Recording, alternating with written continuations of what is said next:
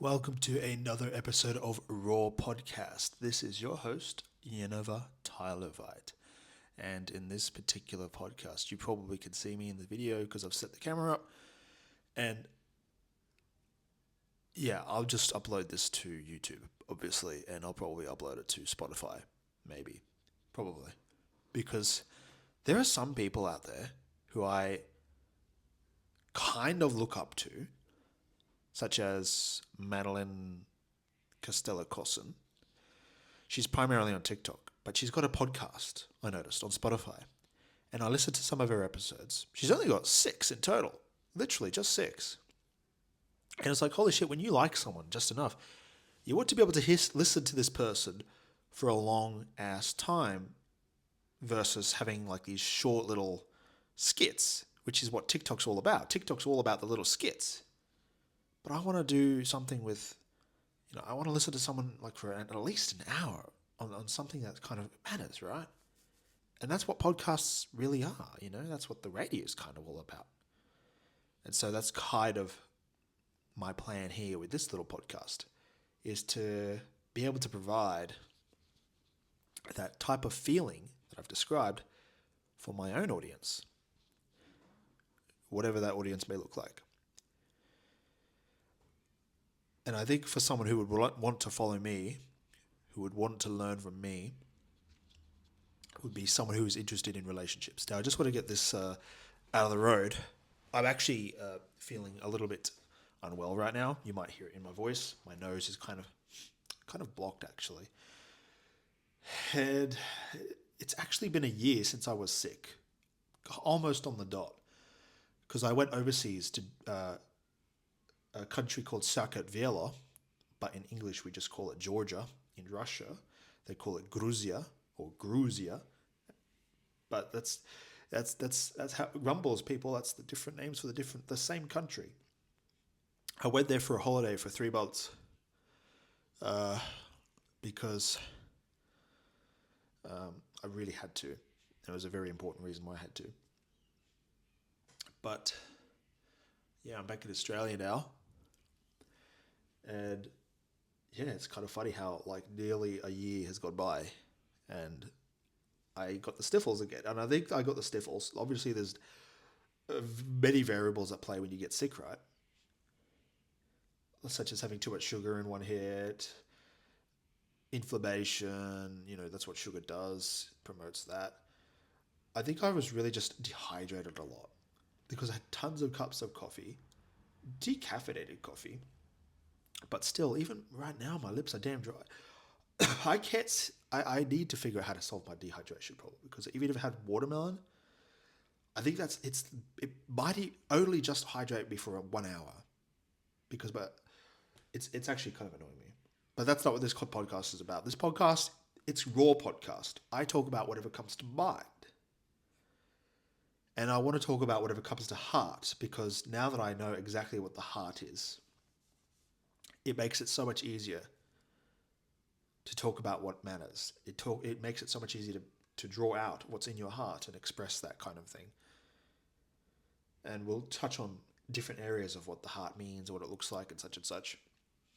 But yeah, I'm just kind of sick right now. And you can see if you're watching the video, my hair is a mess. I haven't showered. It's just because I just start feeling it, man. And so I'm just going to put a hoodie up.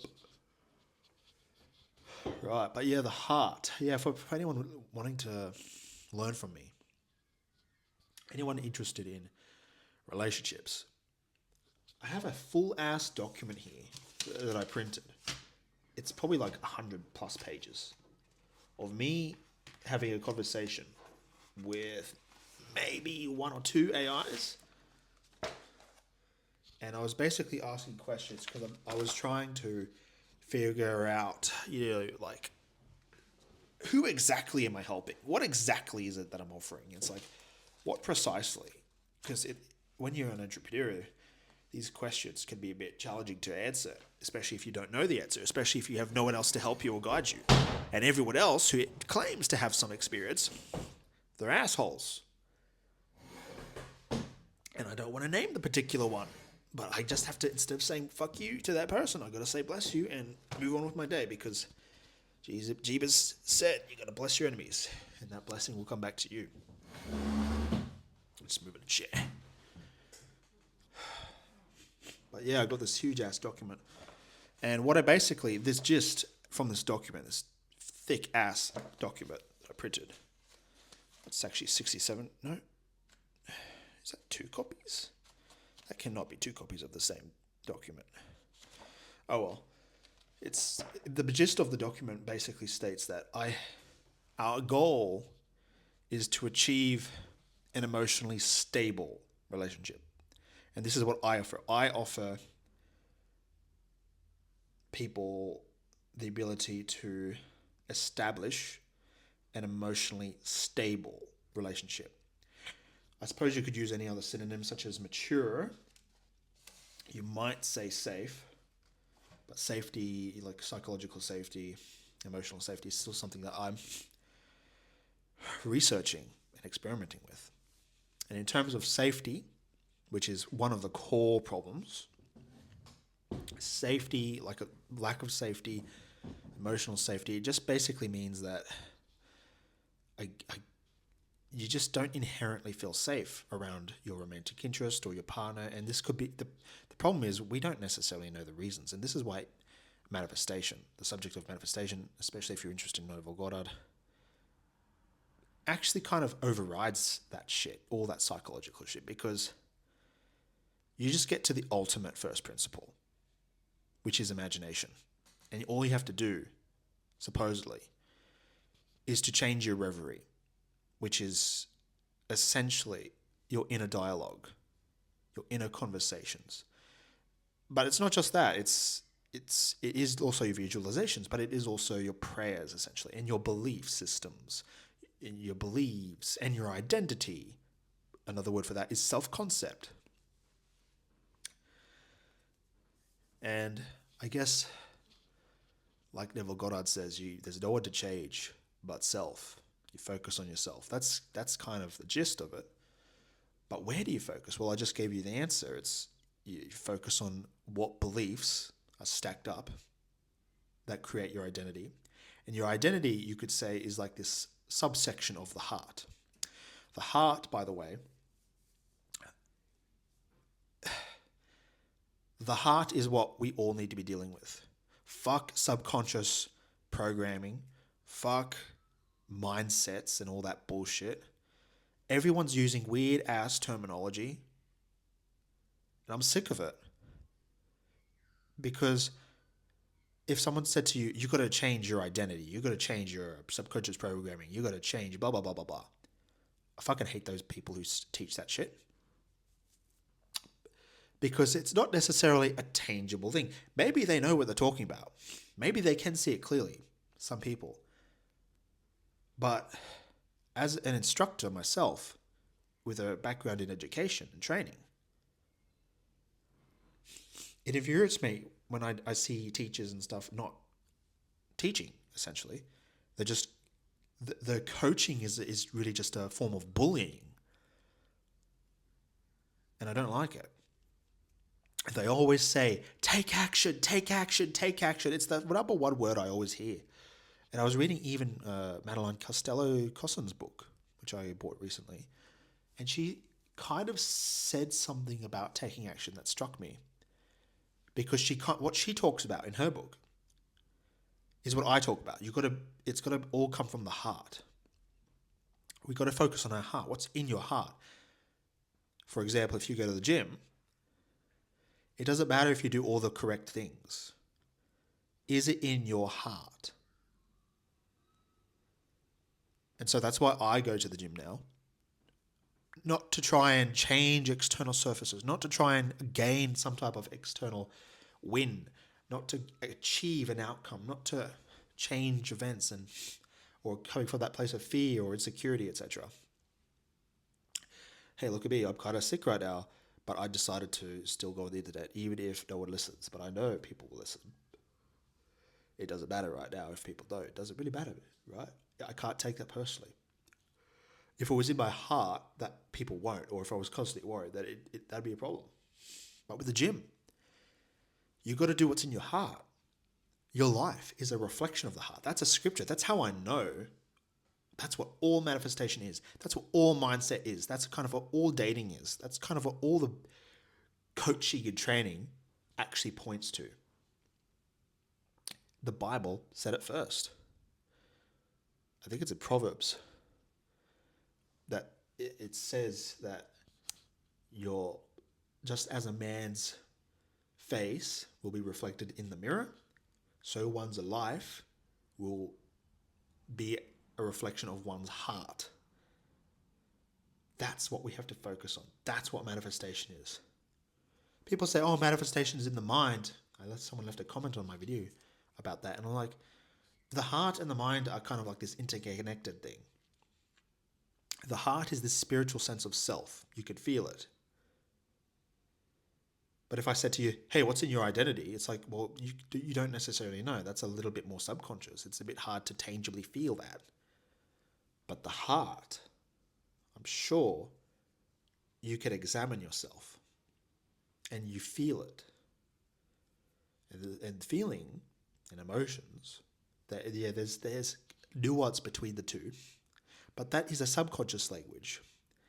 And we use, I guess, various means to translate and interpret what those feelings and emotions mean, etc. And that's how you could sort of navigate how you feel and what's inside of you. But that's really just what we're aiming for. Honestly, if there's anything now that I'd have to teach anyone, to be honest, in fact, that's the number one thing we're going to be focusing on anyway, is what is in your heart. That's it. What is in your heart? Because what is in your heart is what manifests. And of course, the mind is interconnected with the heart. So obviously, whatever exists in the mind is what will exist in the outer world. And I actually wrote down a note, actually. Let's see. Is this the note? No, this is not the note. But I was writing down two of my kind of favorite TikTokers. One of them is Trinity Minaj. She reminds me of my own romantic interest. She's quite a beautiful young lass. I think she's 21 now or something. She lives in Florida. But I look at her content and I always think of my romantic interest when I see her. But I look at her because I try to learn from this person. And I try to imagine, like, what's going through this young lass's mind? Does she immerse herself in all this manifestation content? No, she's actually an excellent manifester, to be honest. Did she even realize it? Probably not. Maybe she does. She even made a video how to go viral on TikTok, just like be entertaining, etc. You could say she's a lot more natural. It's not just because she's pretty. Does she dive into a swimming pool obsessively watching all this manifestation content? Probably not. She might come across a thing or two. She probably has a diary of her own that she might write down her thoughts and stuff, which is a very healthy thing to do. And just as a consequence, naturally, she just manifests things. And there's another dude that I like to sometimes look at. Some people call him a scammer, but it might not be wise to get too personally invested in this guy unless he's actually, disturbed you on a personal level. And that guy is Baby Stickley. I think that's how you pronounce it. And he's a very handsome dude. Now, when he was a bit younger, I do believe he was kind of insecure about his physical appearance. And so it was in his heart to do something about this. Now, keep in mind, with manifestation, there are things in your control, there are things outside of your control. So when it comes to manifestation, it covers both things, inside and outside of control. And so there are things that you can do. There are things that you can do that are tangible. But there are also things that you can't do. And that's just how manifestation works. A lot of it just comes from the thinking. A lot of it just comes from the identity. A lot of it just comes from what's in the heart. And what's in your heart will manifest. If it exists in the mind, it'll exist out in the reflective world.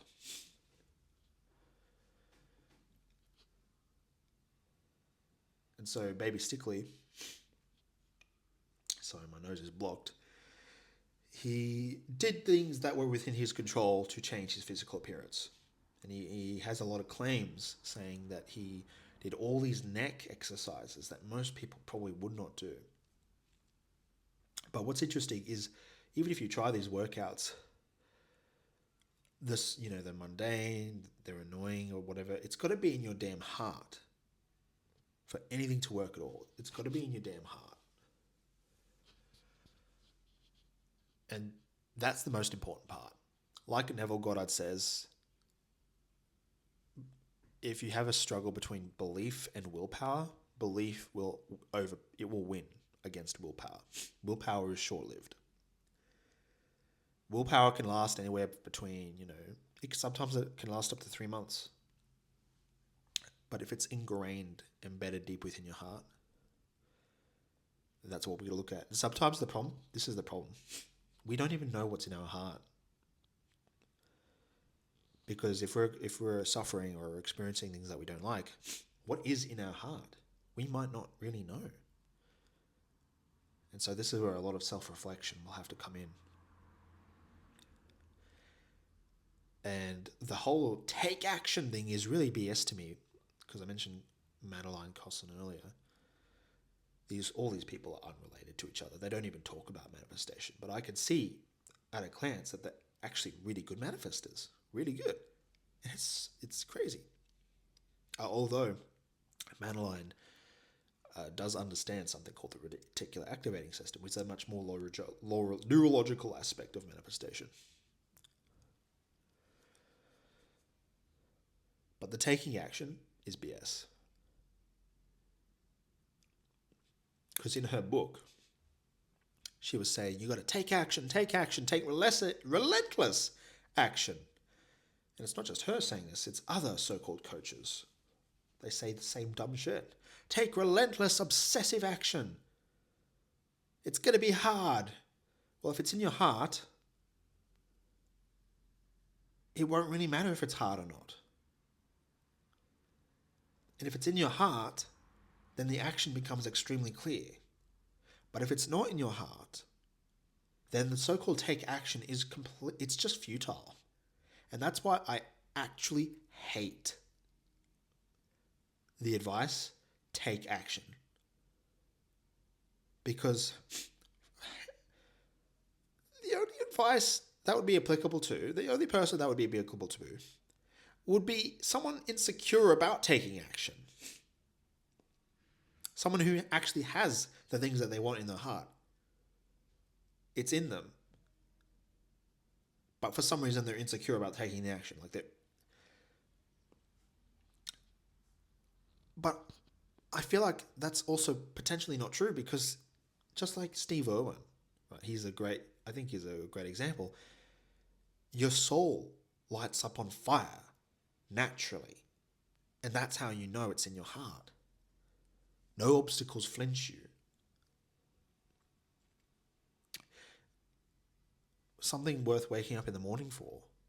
Something worth dying for. And this is why the Bible is such a great read, because it points to this exact problem. What's in your heart is what reflects in your world. Now, if we're going to be taking any so-called action, the only reason we take the action, it can be for like secondary byproduct outcomes, such as achieving the result that we want. But the primary reason that we should be so-called taking action is to reinforce our structural integrity, which is our identity and or our heart, who we are being, who are we choosing to be.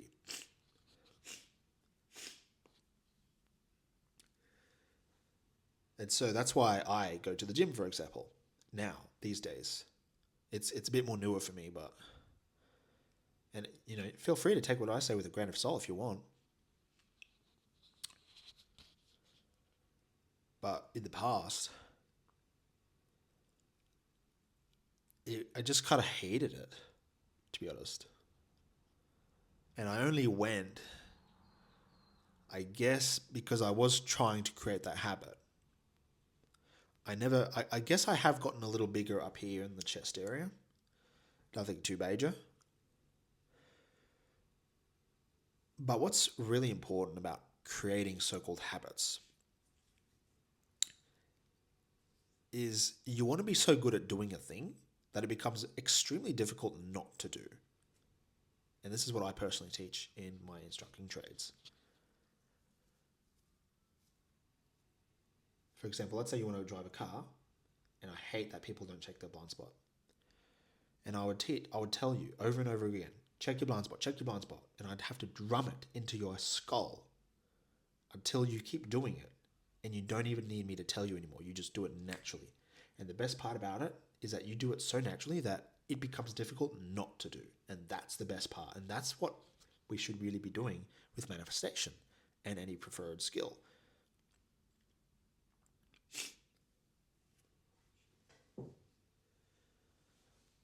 I hope you can grasp what I'm telling you there. The only real challenge, I think, with following through with that is that you might not necessarily know where your blind spots are.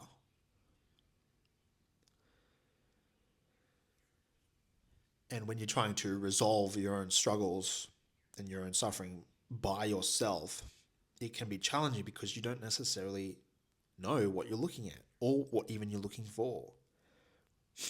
You might not even know where you stand and where you're aiming to stand necessarily. It can be extremely cloudy, like a fog of war. It's annoying as hell.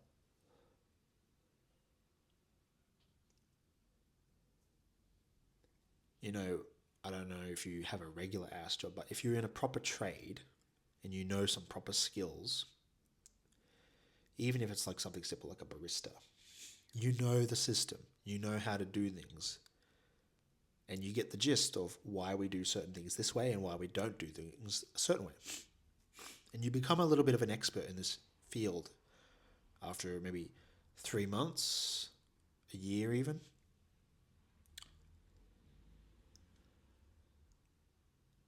And sometimes to become an expert, all you have to fucking do, to be honest, is just repeat doing the same thing over and over again. That's kind of it, actually.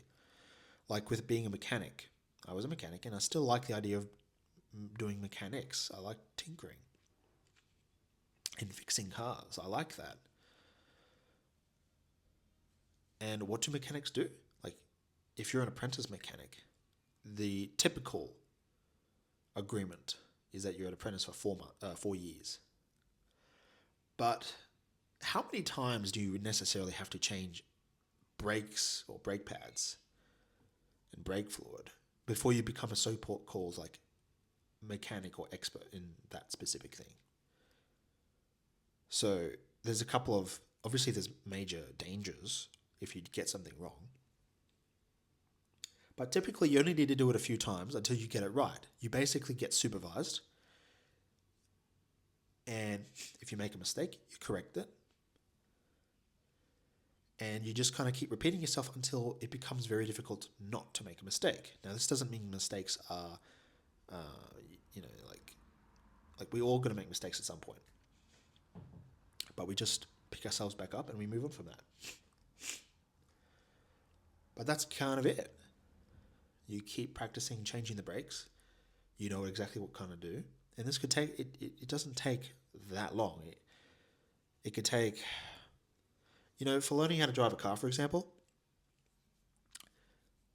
where I am at, it's only like literally 100 hours to become officially recognized as a licensed driver. But it actually takes maybe 20 hours to fully know how to drive properly with a proper guidance, really. Because after that, you get the gist of it. The only problem with the so-called hours is that you are more susceptible to making more mistakes because you're just less experienced, and that's really it. Whereas when you become more of a veteran, you become more and more aware. You're doing the same shit, but you're just becoming more aware. And with driving, of course, like any wrong move could kill you. But the good thing about driving, actually now that I think about it, it's like, it's a coffin on four wheels or whatever, but isn't it interesting how we're not really on hyper drive, like mentally, when driving a car? If we were on hyperdrive while driving a car, that could be dangerous because that's a hazard in itself. But that's kind of the mode. We want to be in this relaxed, stable, confident operating mode when we're doing a thing, when we're taking so-called action or whatever. When you're driving the car, you just kind of know and you're just around with everything, just like with a barista and whatever trade you're in. You just keep repeating doing the same thing over and over and over again, and you kind of become an expert in it. And I suppose maybe even people who live in their own house, right? You have your own rules. And you think to yourself, I have this here because of that reason. I do this because of that reason. And then if someone comes along and interferes with that system because they have a completely different system, don't know where I was going with that. Just keep that in mind. That's a clash of systems, clash of beliefs. And I think the skill when it comes into supposedly manifesting an SP, dating. By the way, I do relationships not just in romance, but I also do like workplace relationships as well. But romance is my big one.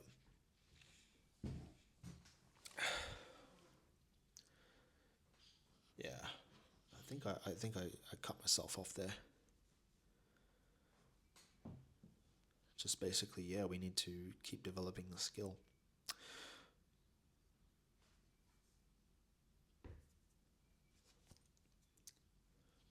Gonna pause talking for a little bit, just so I can think a little clearer. I guess, yeah, the skill that I was talking about was, when these collisions happen, these collisions of beliefs, especially with our romantic interests, conflict resolution is what they'd probably call it. That's a skill, and there's a lot of nuance to be able to do this properly. Not taking things personally is a great start. Not dwelling in the suffering is a good start. If there's any suffering at all, don't identify with any suffering. Don't let the suffering define you. Should write that one down. Don't let it define you. I'll just remember it. It definitely helps to be empathetic, which basically means putting yourself in the other party's shoes and imagining what things are like from their perspective. But when it comes to manifestation and especially Nirvana stuff, we might not necessarily have to do that. But what I like to teach is multi-perspective, which means if you want to manifest the skill of how to be empathetic and putting yourself in other people's shoes, it helps. It's great. But if you just want to sort of skip right to the end, almost, you're free to manifest that too. But I like multi-perspective, where you're not trapped in a singular perspective, looking through the world through a singular lens, or monkey branching from one to another. You literally can just choose them.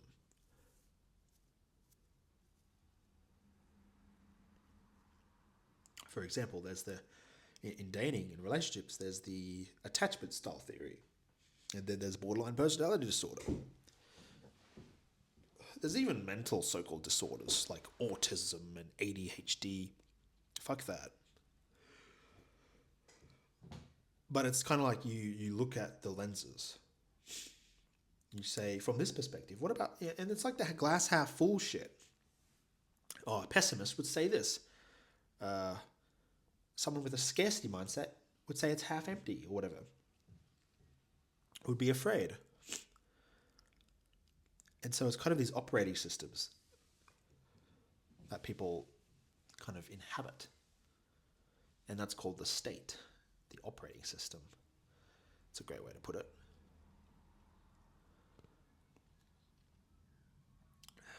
I guess what motivated me to make this episode was because my brother was having a little bit of an emotional strangulation, you could say. And I think he's going off the charts with his own mental suffering. Because a lot of the mental suffering is just created in our own head. I read in a book recently by a guy called Tim Grimes, in his book called Manifesting Through Relaxation.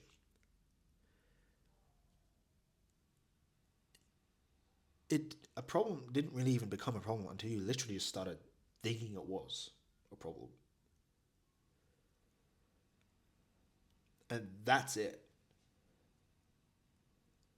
Literally.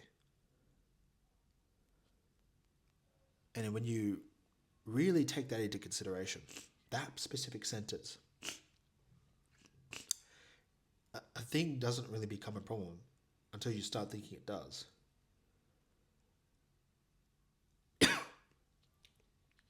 To me, that hits hard because it gives me a choice. Do I want to ruminate over this suffering?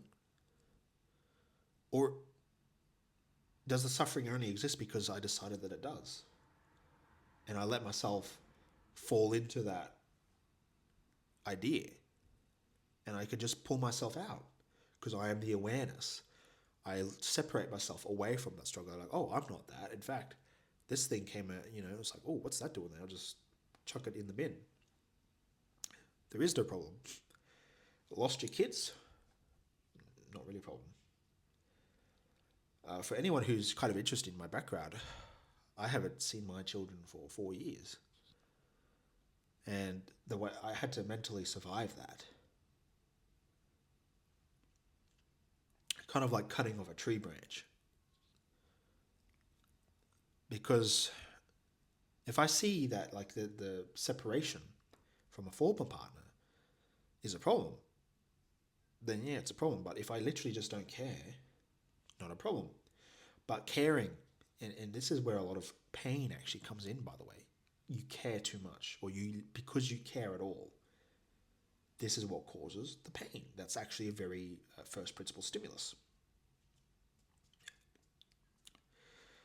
But this doesn't mean to be neglectful when I say to not care. So let's say you are teaching someone how to drive a car, because you're a driving instructor. If you don't care that your car is not clean or whatever, that's kind of the wrong approach. So I don't necessarily yet know how to define this nuance, but it's like, yeah, we don't care, but there are other areas that we should care about. And I think the areas we should care about is kind of really just strictly our structural integrity. Because really, a clean car, whether it's professional or not, it does demonstrate what's in your heart. It is an expression of what's in the heart. And so keeping the clean car, maybe you couldn't really give a crap about what other people thought. And that's well and dandy. But we keep the clean car because that's who we are. And we like doing that. We like having a clean car.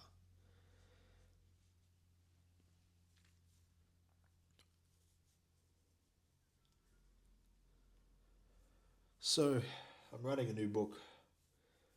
It wasn't really on my agenda to write a book, but I kind of feel like I have to because I need to kind of write this sort of manifesto of all the things that I've kind of learnt over the years and put them in a nice book. And I'm feeling it's like it's going to be the next best thing since, my book is literally going to be the next best thing since Florence Scovel Shinn's The Game of Life and How to Play It. Or even The Secret by Rhonda Byrne. I reckon my book, The Heart is Greater Than the Treasure, it's on par It's on par. So I'm on the process of writing that still. Not in a rush. But what's interesting, even with the heart, it comes out naturally. You write stuff on paper, on a keyboard and all that. If you've got something in your heart, you write it down. It's like, I've captured this. This is an expression. This is interesting. And like I said to my brothers, and this is something I want to keep in mind to my clients as well, is that I just scrutinize myself. I don't necessarily have peer reviews or, like cross-reference studies and things like this.